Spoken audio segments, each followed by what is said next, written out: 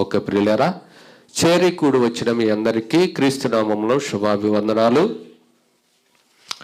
మరి పొద్దున కాలంలో మనము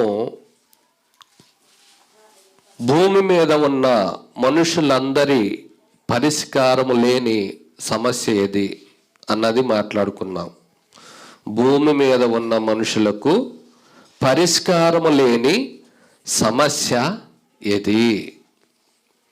చక్కగా టైం ఉండకాడ టైం ఉన్నట్టుగా చెప్పుకుని ఆ పాఠాన్ని ముగించుకోవటం అన్నది జరిగినది.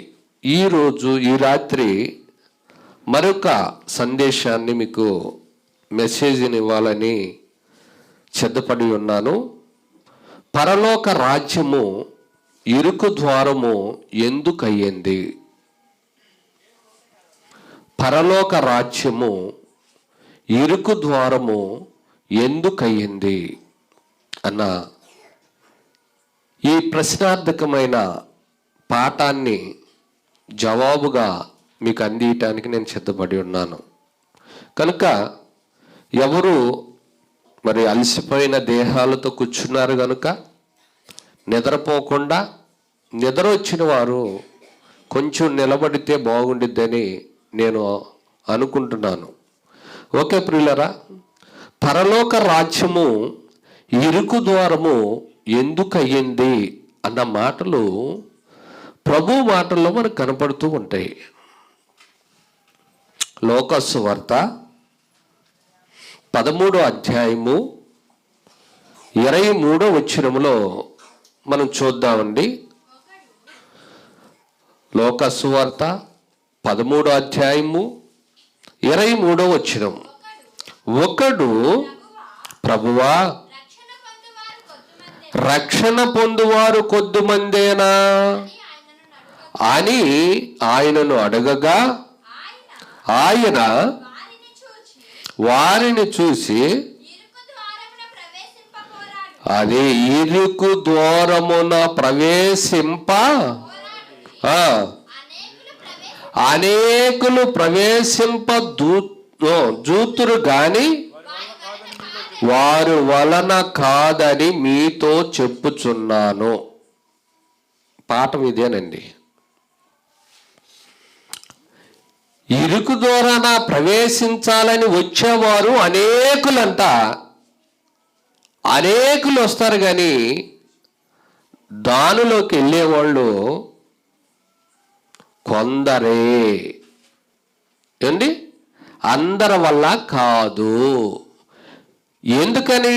అది ఇరుకు ద్వారం అన్నాడు. అందుకనే పాఠం కూడా పరలోక రాజ్యము ఇరుకు ద్వారము ఎందుకయ్యింది? ఏముంది ఇరుకు? వెళ్ళటానికి ఇరుక, చేయటానికి ఇబ్బందా? తెలుసుకుందామండి, తెలుసుకుందాం. మనం వెళ్ళటానికి ఇరుకయిందా, లేదంటే దేవుడు చెప్పిన మాట ప్రకారము చేయటము మనకి ఇబ్బంది అవుతుందా? ఈ యొక్క చివరి ఘడియల్లో ఉన్నాం కదా. చివరిగా మనము ఈ మాటల్ని, ఈ పాఠాన్ని ఆలోచించి ముందుకెళ్ళే ప్రయత్నం చేద్దాం ప్రియులారా. అందుకనే రోమిలికి రాసిన పత్రిక ఎందుకు ఇరుకన్నాడో చూద్దాం. రోమిలికి రాసిన పత్రిక 14వ అధ్యాయము 7వ వచనం చూడండి. రోమిలికి రాసిన పత్రిక 14వ అధ్యాయము 7వ వచనం. మనలో ఎవడను తన కోసమే బ్రతకుడు, ఎవడను తన కోసమే చనిపోడు. మనము బ్రతికినాను ప్రభు కోసమే బ్రతుకుచున్నాము, చనిపోయినను ప్రభు కోసమే చనిపోచున్నాము. కాబట్టి మనము బ్రతికినను చనిపోయినను అబ్బా, ఆలోచించండి. మనము తన కోసమే బ్రతకాలంటండి. మనము అంటే ఎవరు? మనము అంటే ఎవరు? చూడండి, గలతీయులకు రాసిన పత్రిక 2:20. గలతీయులకు రాసిన పత్రిక, నేను క్రీస్తుతో కూడా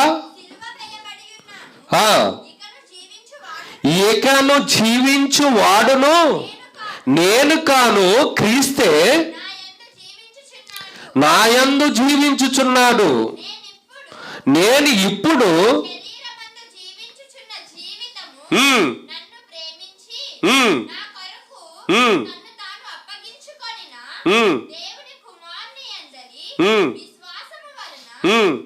జీవించుచున్నాను. నేను క్రీస్తుతో కూడా సిలువ వేయబడి ఉన్నాను. ఇకను జీవించువాడును నేను కాను. ఎవరు జీవించాలి ఇప్పుడు? క్రీస్తు జీవించాలి. ఎప్పుడు జరుగుతుంది ఇది? మారు మనసు పొంది బాప్తిస్మము తీసుకున్న తర్వాత ఇక జీవించువాడును నేను కాను, నా యందు క్రీస్తే. క్రీస్తే అంటే మారు మనసు పొంది బాప్తిస్మము తీసుకున్న వారిలో క్రీస్తు జీవిస్తాడన్నమాట. క్రీస్తులాగా జీవిస్తూ క్రీస్తే జీవిస్తున్న వాడు ఎవరైతే ఉన్నారో వాళ్ళు మనలో ఎవడను తన కోసమే బ్రతకడు. ఇప్పుడు ఆలోచించండి, బాప్తిస్మము తీసుకుని పరిశుద్ధులుగా పిలువబడుతున్న, విశ్వాసులుగా పిలువబడుతున్న మనమందరమంట జీవిస్తే, బ్రతుకుతే ఆయన కోసమే బ్రతకాలంట. ఒకవేళ చచ్చిపోతే ఆయన కోసమే. మరి మనం అందరం ఎవరి కోసం బ్రతుకుతున్నాం చెప్పండి? ఇరుకాక ఏమవుతుంది? పరలోక ద్వారము ఇరుకవక ఏమైంది? చేయటము ఇబ్బంది అవుతుంది. చేయటము చాలా ఇబ్బందిగా ఫీల్ అయిపోతున్నాం మనం. అందుకనే ఇరుకురా నాన్న, నువ్వు చేయలేవు. నువ్వు చేస్తే ఎలా ఉండాలో తెలుసా? మనలో ఎవడును తన కోసమే బ్రతకకూడదు. ఎవరి కోసం బ్రతకాలి? క్రీస్తు కోసం బ్రతకాలి, దేవుడి కోసం బ్రతకాలి. అనేక మంది దేవుడి పిల్లలైన వారిని అడగండి, ఏంటబ్బా నీ కోరిక, ఏంటి నీ ప్రార్థనలో భావం అని అడగండి. ఏం లేదయ్యా, చిన్నోడు పెళ్లి చేశాను, పెద్దోడు పెళ్లి కూడా అయిపోతే నా భారము తీరిపోయింది. ఏమర్థమైంది అంటే? పెద్దోడు పెళ్లి చేసావు, చిన్నోడు పెళ్లి కూడా చేస్తే భారం తీరిపోయింది, చచ్చిపోయినా పర్లేదు. ఇంకా కొందరు, ఏనైనా ముసలైపోయి వచ్చావు దేవుడి దగ్గరికి అని అడగండి. ఎక్కడండి, దేవుడు దయ వల్ల ఒక మంచి ఉద్యోగం వచ్చింది, ఆ ఉద్యోగంలో రిటైర్ అయ్యేటప్పటికి ఈ వయసు అయింది, అందుకని నేను ఇప్పుడు వచ్చాను. ఎవరి కోసం బ్రతికేసావు? ఎవరి కోసం బ్రతికేసావు? ఎవరికి సేవ చేసి వచ్చేసావు? ఇప్పుడు ఎవరైనా ఆలోచించుకోవాల్సిన ఆలోచన, తీర్మానం చేసుకోవాల్సిన తీర్మానం ఈ చివరి గడిలో ఉన్నాం మనం. దేవుడు మనతో మాట్లాడుతున్నాడు. మనలో ఎవడను తన కోసమే బ్రతకకూడదు. పౌలు గారు అంటున్నాడు, నేనుగా జీవించను, నాలో క్రీస్తే. క్రీస్తు ఎలా జీవించాడబ్బా? ఆలోచించండి. అందరితో తిట్టులు తింటూ, అందరితో నెట్టివేస్తూ, అందరితో ఏళన చేపించుకుంటూ, అందరితో కొట్టించుకుంటూ, అందరితో హింసించుకుంటూ, అందరితో గేలి చేయొచ్చు, అందరితో. ఏంటండి ఆయన బ్రతుకు? ఎంతగా బ్రతుకుతున్నావయ్యా నువ్వు ఎవరి కోసమని అడిగితే ఆయన చెప్తున్న మాట ఏంటో తెలుసా? యోహాను సువార్త 6:38. యోహాను సువార్త 6:38 చూడండి. యేసు ప్రభువారు మాట్లాడుతున్నాడు, నా ఇష్టమును నెరవేర్చుకున్నటకు నేను రాలేదు. అబ్బా, మరి ఆయన ధరించిన మనము ఎవరి ఇష్టాన్ని భూమి మీద నెరవేర్చడానికి వచ్చామో చెప్పండి. ఒకడు వచ్చి అడిగాడు, ప్రభువా రక్షణ పొందువారు కొద్దిమందేనా, నువ్వెందుకు ఇలా బోధ చేస్తున్నావు అంటే, అవును పరలోక రాజ్యము ఎలా ఉంది చూడండి, ఆయన వారిని చూసి ఇరుకు ద్వారమును ప్రవేశింప పోరాడుడి. అనేకులు వస్తారు ఆదివారం వచ్చి. అది కూడా ఎందుకు వస్తున్నారు? రావద్దని కాదండి, నా ముగింపు ఇంకా ఉంది. అది కూడా ఎందుకు వస్తున్నారంటే, సావాసములో కలిసి ఉండండి అని చెప్పాడు గనుక, ఇది కూడా చేయకపోతే కష్టము గనుక అలా వచ్చి ఇలా వెళ్ళిపోతున్నాం. అంతేనా? అంతే. ఆలోచిద్దామండి. పరలోక రాజ్యము ఇరుకు ద్వారము ఎందుకయిందంటే మనకి ఆయన చెప్పినట్టు చేయటము చాలా కష్టమైపోతుంది. చాలా కష్టమవుతుంది. మనలో ఎవడును తన కోసమే బ్రతకుడు, ఎవడును తన కోసమే చనిపోడు. ఇంకెవరి కోసం చనిపోవాలి, ఎవరి కోసం బ్రతకాలి చెబుతున్నాడు కింద. ఒకవేళ మనము బ్రతికినాను, అబ్బా ప్రభువు కోసమే బ్రతకాలి. నా చిన్న కొడుకు కోసం బ్రతుకుతున్నానండి, సగంలో ఇల్లు ఆగిపోయేదని ఇంకా బ్రతకాలనిపిస్తుంది, ఇల్లు ముగించుకుని వెళ్ళిపోవాలనిపిస్తుంది. చాలా మంది అంటారు, ఇయ్యా 4 కాళ్ళు వెనకేసి వెళ్ళిపోదాం అనుకుంటున్నానండి. 4 కాళ్ళు వెనకేసి వెళ్ళిపోతావా? నీ ఇష్టమే. కాళ్ళు వెనకైతే నీ ఇష్టమే, వెళ్ళిపోవటం నీ ఇష్టమే. మరి దేవుడు నా తెలియదు. ఆలోచించండి ప్రియులారా. అసలు ఈ 12 నెలలు గడిచి ఈ చివరి నెలలో చివరి గంటల్లో ఉన్నాం. మనం ఎందుకున్నాం? ఏం చేశాం? ఈ సంవత్సరం మొత్తం దేవుడి కోసం ఏం చేశాం? బాప్తిస్మము తీసుకున్న రోజున మాట ఇచ్చాం, కార్యకర్తల్లాగా దేవా నీ కోసం పని చేస్తాం అని కండవాలు వేసుకున్నాం బాప్తిస్మం ద్వారా. ఏది కార్యకర్తలు చేసిన పని? ఆలోచించండి. అందుకని అంటున్నాడు, మనము బ్రతికినాను ప్రభువు కోసమే బ్రతుకుచున్నాము, చనిపోయినను ప్రభు కోసమే చనిపోతున్నాము. కాబట్టి మనము బ్రతికినాను చనిపోయినను ప్రభు వారమై ఉన్నాం. నువ్వు ప్రభు వాడవైతే ఎవరికి భయపడుతున్నావు? మరి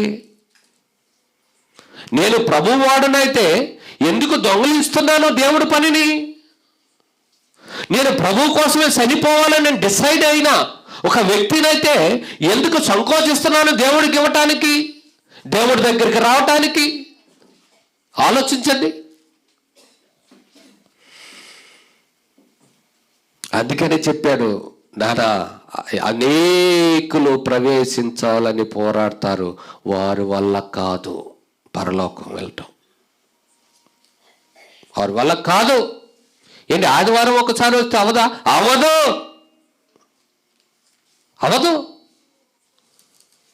అప్పుడప్పుడు వచ్చి అవదు. మరి ఎలా చేయాలి? ఇది ఎలా చేయాలి? మనలో ఎవడను తన కోసమే బ్రతకూడదు, తన కోసమే చనిపోకూడదు. మనము బ్రతికినాను ప్రభు కోసమే, చనిపోయినను ప్రభు కోసమే చనిపోతున్నాము. కాబట్టి ఒకవేళ మనం బ్రతికినాను చనిపోయినను ప్రభు వారమై ఉన్నాము. ప్రభు వారమి. మనము ప్రభు సేవ చేయటానికి వచ్చిన వారమే. ఏంటి నీ బంధాలు? ఏంటి నీ మారాలు? నేను రాలేనయ్యా. ఏంటి మారవేంటి? ఏమని తీసుకున్నా బాప్తీసు? అందుకనే విందు రెడీ అయిపోయింది, దేవుడు రాజ్యంలో విందు రెడీ అయింది. దరిద్రులు వాళ్ళు వస్తే అంత పోతే అంత, మీరు వెళ్ళి బలవంతం చేయండి అన్నాడండి కాపర్లే. చేయండి, తిట్టుకుంటే తిట్టుకున్నారు, కొడితే కొట్టారు. అబ్బా, చూస్తారా మాట? లోకసువార్తనండి 14వ అధ్యాయము 18వ వచనం. అయితే కిందకు వచ్చేయండి, కిందకు వచ్చేయండి.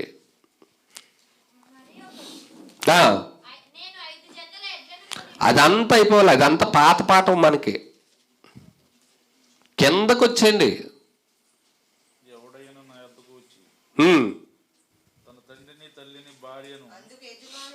అందుకు యజమానుడు నా ఇల్లు నిండునట్లు నీవు రాజమార్గములోనికి కంచెల్లోనికి వెళ్ళి లోపలికి వచ్చుటకు అక్కడి వారిని బలవంతం చేయండి. ఎందుకు నీ పిల్లలు బలవంతం చేస్తున్నారో తెలుసా? ఎందుకు నీ తల్లిదండ్రులు నిన్ను బలవంతం చేస్తున్నారో తెలుసా? ఎలాగైనా పరలోకం వెళ్ళిపోదావరా కొడుకా, ఎలాగైనా అమ్మ పరలోకం వెళ్ళిపోదామే. పిల్లలు తల్లిదండ్రులు పిల్లలని, వీళ్ళంతా కలిసి బంధువులని ఎందుకు రండి రండి రండి అని పిలుస్తున్నారో తెలుసా? ఎందుకు బలవంతం చేస్తున్నారో తెలుసా? పరలోకము వెళ్ళాలనుకునే వాళ్ళు చాలా మంది ఉన్నారంట, వాళ్ళు వల్ల కాదు.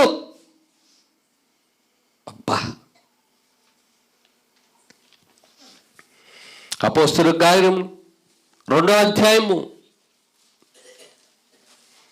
25వ వచనం చూద్దాం ప్రియులారా. అపోస్తలుల కార్యములు 2వ అధ్యాయము 45వ వచనం. ఇదియుగాక వారు తమ చర స్థిరాస్తులను అమ్మి అందరికీ వారి వారి అక్కరి కొలది ఏం చేశారట? పంచిపెట్టారే. అబ్బా, ఎలా ఉన్నారో ఆలోచించండి. ఒకప్పుడు ఉమ్మడి కుటుంబం అన్నారే, అది గుర్తొస్తుంది నాకు. అక్కర్ల కొరతి వాళ్ళ ఆస్తులు అమ్మేశారంట. ఎందుకు? ఈ నా తమ్ముడే ఇబ్బందులో ఉన్నాడు, సంఘంలో ఉన్నాడు, సంఘ సభ్యుడు, ఎవరైనా నా అన్న నా తమ్ముడు ఇబ్బందులో ఉన్నాడు, నాకుంది ఆస్తి, నేను అమ్మేస్తాను, అది నాది కాదు, నేను నా కోసం జీవిస్తలేదు, నేను ప్రభువు కోసం జీవిస్తున్నా, నా అన్న ప్రభు కోసం జీవిస్తున్నాడు, ఇబ్బంది పడుతూ జీవిస్తున్నాడు కనుక నాకున్నది నాది కాదు కనుక నా తమ్ముడికి ఇచ్చేయాలి, నా అన్నకి ఇచ్చేయాలి, పంచేయాలి, అక్కర్ల కొద్దీ ఇచ్చేయాలి.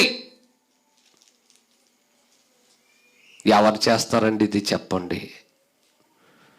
పరలోక రాజ్యము ఇరుకు ద్వారము ఎందుకయిందంటే ఇలా ఎవరు చేయలేరండి. చేసిన వారిదే పరలోకం. ఈరోజు మన ఆత్మీయ తండ్రి ఉన్నాడు, బళ్ళు ఇచ్చేస్తున్నాడు, కార్లు ఇచ్చేస్తున్నాడు, జీతాలు ఇస్తున్నాడు. ఎక్కడి నుండి? తన పిల్లలైన వారు ఏదో విదేశాలకు వెళ్ళి కూలి నాలి చేసుకున్న వాళ్ళు కష్టపడిన సొమ్ము అందులో కొంత తీసి తండ్రి గారికి ఇస్తున్నారు. ఏమన్నా తెలుసా? జీవించేవాడిని నేను కదయ్యా, నాలో క్రీస్తు జీవిస్తున్నాడు, మేము చచ్చిపోయిన బ్రతికిన ప్రభువు వారమై ఉన్నాము గనుక ప్రభు కొరకు ఇచ్చేస్తున్నామండి. అబ్బా, ఎవరి కోసం ఇస్తున్నారు? ప్రభు కొరకు. నాది లేదు, అంత మనది. ఆలోచించండి, అంత ఎవరిది? మనది. మనది అనుకుని చేసేటప్పుడు ఎంత పెద్ద కార్యక్రమైనా సులువుగా చేయటానికి అవకాశం ఉంటుంది. ఇరుకు అన్నాడే, ఆ ఇరుకు కథ విశాలమైపోతుంది మన మన యొక్క ప్రేమతో, బంధముతో.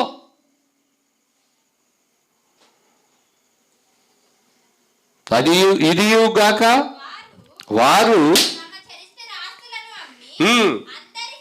అందరికి పంచిపెట్టిరి. చాలండి. సంఘం అంటే ఇదండి. దేవుడు పిల్లలంటే ఎలా ఉంటారండి? దేవుడు మనతో మాట్లాడుతున్నాడండి. అలా ఎవరున్నారు? ఎలా ఉన్నామో తెలుసా మనము? నేను అందుకనే 2-3 వారాల నుండి ప్రార్థన చేయండి సంగమా నా కొరకు. నేను సంపూర్ణంగా దేవుడి సేవ చేయాలన్న ఆశ ఉంది, చేయలేకపోతున్నాను. ప్రార్థన చేయండి, ప్రార్థన చేయండి అని నేను గత 2-3 వారాల నుండి ప్రార్థన చేపిస్తున్న సంఘంతో.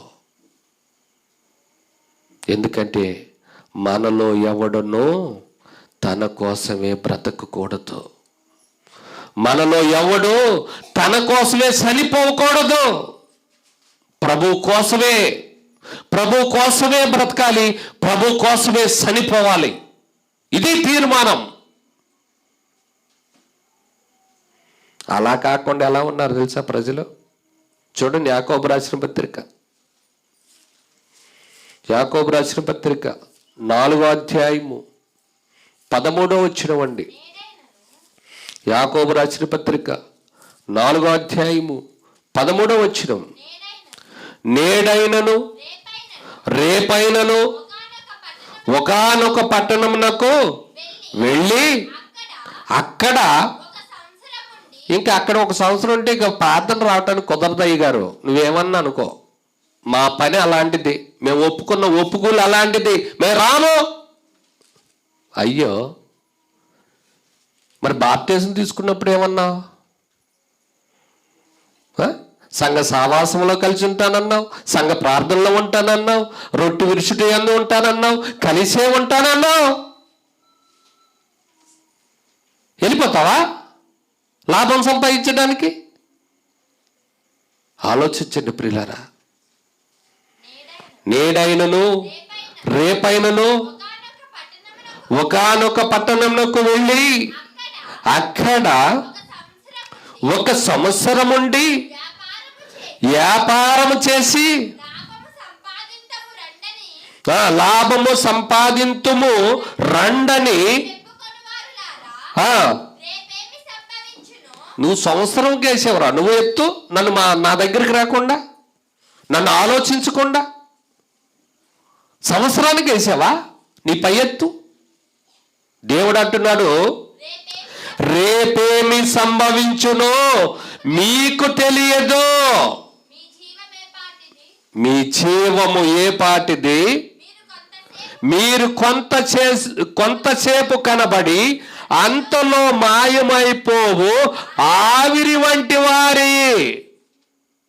ఇచ్చేసాడు, మన భవిష్యత్తు చెప్పేశాడండి. ఏంట్రా ఎటురా నీ పరుగులు? ఎటు వెళ్ళిపోతావు? ఎక్కడికి వెళ్ళిపోతావు? క్రీస్తు సైనికుడు అన్నావు, బాప్తిసం అన్నావు, కార్యకర్తగా ఉంటానన్నావు, సభ్యులను చేరుతానన్నావు. పని పాట లేకుండా వ్యాపారానికి వెళ్ళిపోతావా? ఎక్కడికో వెళ్ళిపోతావా? అయ్యో బాబు, ఇక నుంచైనా ఈ పాత సంవత్సరము గడిచిపోతుంది. నూతన కొత్త సంవత్సరం మన జీవితంలోకి దేవుడు ఇవ్వబోతున్నాడు. మన ఆలోచన మారాలి, మన ఆలోచన తీరి మారాలి, మన తలంపులు మారాలి. ఎంతసేపు ఎప్పుడు అయ్యగారు చేశాడు ఏమని? క్యాలెండర్లు మారిపోతున్నాయి, రోజులు మారిపోతున్నాయి, నెలలు మారిపోతున్నాయి, సంవత్సరము కూడా మారిపోతుంది. తండ్రి, మా బ్రతుకులు మట్టికి మారటం లేదయ్యా. ప్రార్థన చేశారు కదా. ఎందుకని? పరలోకం అన్నది ఒకటి ఉంది, అది ఇరుకు ద్వారం అన్నాడు. అనేకులు వచ్చి చూస్తారు, వారి వల్ల కాదన్నాడు. ఎందుకు కాదన్నాడని ఎవరైనా పరిశీలించి పరిశోధించే ప్రయత్నం చేశారా? ఎంతసేపు మన పనులు, ఎంతసేపు మన కుటుంబం, ఎంతసేపు మన బంధువులు, ఎంతసేపు నా కష్టం నా ఇష్టం, ఇదేనండి. ఎందుకని ఇలా మారిపోయాం చెప్పండి? ఎవరు మనల్ని ఇలా మార్చింది? అపవాదండి, అపవాది. దానికి అంతా తెలుసు. గద్దించు సింహం వలె ఎవరిని మిరుగుదురా అని వెతుకుతూ తిరుగుతుంది. అనేకులు వస్తారు, వాళ్ళెల్లా కాదు, కొందరే అన్నాడు కదా. ఈ కొందరిని కూడా మింగేస్తుంది అది. ఆలోచించండి. రేపేమి సంభవించునో మీకు తెలియదు. ఎవరికి? నేను ఒక పట్టణం వెళ్ళిపోయి 1 సంవత్సరం ఉండి నేను వ్యాపారం చేసి లాభం సంపాదించి వీలైతే అప్పుడు వచ్చి దేవుడికి. ఇంత బ్రేక్ అయిందా నీకు? మనం అడుగుతాం కదా దేవుణ్ణి, తండ్రి నా పరిస్థితి బాగోలేదయ్యా, నేను ఇబ్బంది పడుతున్నానయ్యా, నన్ను చూస్తూ ఊరుకునే దేవుడు కాదయ్యా అని ప్రార్థన చేస్తున్నాం అనుకో. నేను కూడా 1 సంవత్సరం తర్వాత ఆలోచించి ఇస్తానంటే ఎలా ఉంటుంది మనకి? అంటే దేవుడు మాట్లాడట్లేదు కనుక, దేవుడు మనతో ముఖాముఖిగా వెంటనే చెప్పట్లేదు కనుక మనం వేషాలు వేస్తున్నాం. మనం మంచి ఆపదలో ఉన్నప్పుడు, ఇరుకులో ఉన్నప్పుడు, ఇబ్బందులు ఉన్నప్పుడు, కరువులో ఉన్నప్పుడు, సమస్యలో ఉన్నప్పుడు నేను కూడా 1 సంవత్సరం ఆలోచించి చూస్తాను బిడ్డ అన్నాడు అనుకో, మన గుండె అప్పుడే ఆగిపోద్ది. అన్నాడా ఎప్పుడన్నా తండ్రి? లేదండి. ఆయన ఎలా ఉన్నాడో తెలుసా? నీకోసం నా కోసం పిచ్చోడైపోయి దీర్ఘశాంతంలోకి వెళ్ళిపోయాడు ఆయన. ఎందుకు? ఆ కొందరైనా వస్తారో లేదని భయం ఆయనకి, బాధ ఆయనకి, ఆలోచన ఆయనకి. రేపు ఏమి సంభవించునో మీకు తెలియదు, మీ జీవము ఏ పాటిది, మీరు కొంతసేపు కనబడి. అబ్బా, ఎంతసేపు కనబడతాం? కొంతసేపు అని దేవుడు అంటే నేను సంవత్సరానికి ప్లాన్ వేస్తా. సంవత్సరంలో ఎన్ని నెలలు? 12 నెలలు. సంవత్సరానికి ఎన్నో వారాలు? సుమారు 50 దాటి. సంవత్సరంలో ఎన్ని రోజులు? 360 రోజులు. అబ్బా, దేవుడు అంటున్నాడు, రే మీ ఏంటిది, మీ జీవము ఏ పాటిది, మీరు కొంతసేపు కనబడి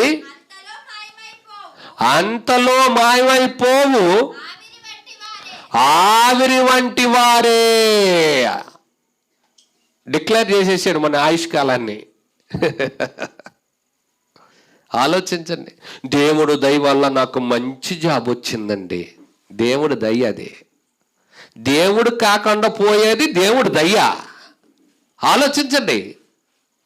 దేవుడు దగ్గరికి రాకుండా, దేవుడు సన్నిధిలో కనపడకుండా, సావాసములో లేకుండా, సంఘములో లేకుండా, ప్రార్థనలో లేకుండా, సంఘ కార్యక్రమాల్లో లేకుండా దేవుడు దయ వల్ల వచ్చేసింది అంటే ఎవరు నమ్మేది చెప్పండి? దేవుడు అంటున్నాడు, మనలో ఎవడును తన కోసమే బ్రతకడు.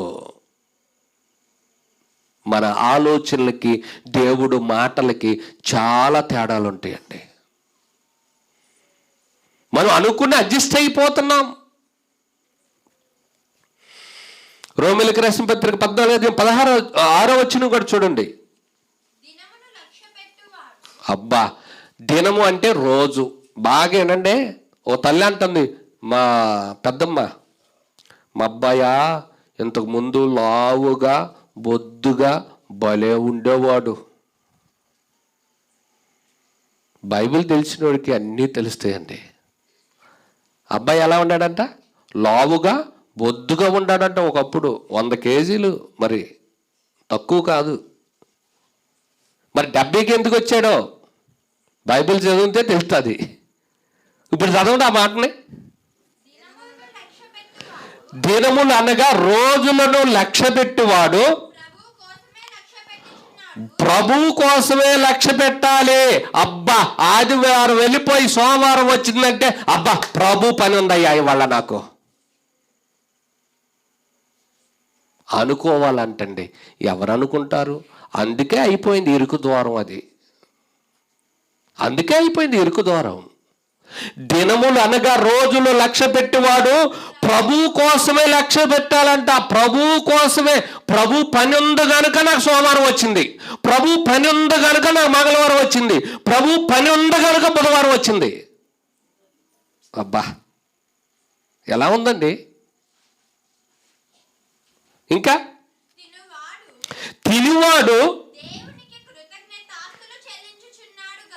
గనుక ప్రభు కోసమే. ఏదేలే అమ్మా, మరి దేవుడు సేవ చేయాలి కదా, ఆరోగ్యం కూడా ప్రాముఖ్యమే కదా. కొంచెం పెట్టండి చాలు. కొలెస్ట్రాల్ ఎక్కువై గుండెపోట్లు వచ్చేస్తాయి. లేకపోతే కొంచెం పెట్టండి. ఆలోచించారా బైబిల్ని ఎప్పుడైనా? తినివాడు కూడా ఎవరి కోసం తినాలి? ప్రభు కోసమే తినాలి నువ్వు. ఎందుకు? ప్రభు పని కోసము నడవాలి గనుక, ప్రభు మాటలు చెప్పాలి గనుక, ప్రభుకి ప్రార్థన చెయ్యాలి గనుక, ప్రభు కోసం పాడాలి గనుక. మనం ఎందుకు తింటాం? ఎందుకు తిన్నాం తెలుసు? ఇప్పుడు వరకు తినువారికి ఆలోచించండి. తినని వాడు ప్రభు కోసము తినటం మానేశానండి నేను. అందుకని 100కి వెళ్ళి 70కి వచ్చా. కేజీలు 100 కేజీలకు వెళ్ళిపోయి ఇలాగైతే కొలెస్ట్రాల్ ఎక్కువయ్యి మైవులోనే శాలిటీ గలంత అయిపోయింది కనుక ప్రభు కోసం నేను తగ్గించుకోవాలి. ఈ బైబిల్ చదివినాకండి ఇవన్నీ తెలిసినాయి, లేకపోతే నాకు ఏం తెలియదు. ఏంటి? దినములు లక్ష్య పెట్టువాడు ప్రభువు కోసమే లక్ష్య పెట్టుచున్నాడు. తినువాడు గనుక తినేవాడు ప్రభు కోసమే తిన్నుచున్నాడు. తిననివాడు మాని. అబ్బా ఆలోచించండి. ప్రభు పనిలో మనము పని చేయాలంటే ఆరోగ్యము కూడా ప్రాముఖ్యమే. ఏది పడితే తినేయకూడదు. మన ఆత్మీయ తండ్రి చెప్పాడు కదా, అమ్మా సత్యాన్ని చెప్పేవారు, సత్య సంబంధమైన బోధకులు మీ ప్రాంతానికి వచ్చి వాక్యం చెప్పేటప్పుడు పద్దాకా 2 నెలలు 3 నెలలు ఊరిపోయిన కోడళ్ళు కొయ్యకండమ్మా, నా పిల్లలు ఇంకా బ్రతకాలి భూమి మీద, ఆకుకూరలు కూరగాయలు వేసి పెట్టనని చెప్పాడు. విన్నారా మీరు అందరూ? వాక్యం తెలిసిన వాళ్ళకి అయ్యే తెలుస్తాయి. అంటే బ్రతికినా ప్రభు కోసమే, చనిపోయినా ప్రభు కోసమే, తింటున్నా ప్రభు కోసమే, తినక మానినా ప్రభు కోసమే. ఆలోచించను ప్రియులారా. పరలోక రాజ్యము ఇరుకు ద్వారము ఎందుకయ్యింది? ఇవన్నీ చేయట్లేదు కనుక అనేకులు వస్తారు. అందులో సమస్య లేదు, డౌటే లేదు. కానీ వారు వల్ల కాదు. ఇప్పుడు మనలో ఒక ప్రశ్న వేసుకుంటే మన వల్ల మనలో ఒక 70 మంది ఉన్నారో, ఒక 100 మంది ఉన్నారో, ఎంతమంది ఉన్నారో మనము ఆత్మ పరిశీలన చేసుకుంటే అసలు మనం బ్రతికేది ఎవరి కోసం బ్రతుకుతున్నామో ఒకసారి ఆలోచించుకోండి. ఆలోచించండి. తన కోసమే బ్రతుకుతున్నామా? ప్రభు కోసమే బ్రతుకుతున్నామా? ఒకవేళ ప్రాణం పోవాలన్నా ప్రభు కోసమే పోయిద్దా? ఆలోచించండి పిల్లరా. నాకు ఒక్కొక్కళ్ళని చూస్తుంటే భయమేస్తుందండి. ఆరాధన జరిగే క్రమములో అడుగు బయట వేయాలంటే భయం వేయాలి. ఏమన్నాడు ఆయన? ఇంతలో కనబడి అంతలో మాయమైపోయే ఆవిరి అన్నాడు. నువ్వు గడప దాటంగానే టప్పలు లేపాడు అనుకో, నరకమేక. బాబోయ్, బైబిల్ చదువుతుంటే వణుకు వస్తుందండి. బైబిల్ చదువుతుంటే దడ వస్తుంది, భయం వస్తుంది. అలాంటిది దేవుడు సన్నిధులు ఎగ్గొట్టేసేసి, దేవుడు పరిచర్య ఎగ్గొట్టేసేసి, పనులు చేయకుండా, ఆయన కోసం బ్రతకకుండా మనము వారం మొత్తం తిరుగుతున్నాం. అయినా మన కన్న తండ్రి చల్లగానే కాపాడుతున్నాడండి. ఆలోచించండి. ఎక్కడైనా ఇప్పుడైనా మనం మారిపోయి, అయ్యా నేను బ్రతికినా, నేను చనిపోయినా నీకోసమే బ్రతుకుతానని మంచి తీర్మానంతో క్రొత్త సంవత్సరంలో అడుగు పెడదాం. నా మాటలు, నా వాక్యాన్ని మరి ముగించుకుంటూ అధ్యక్షుల వారికి ఈ సమయాన్ని అప్పగిస్తూ ఉన్నాను.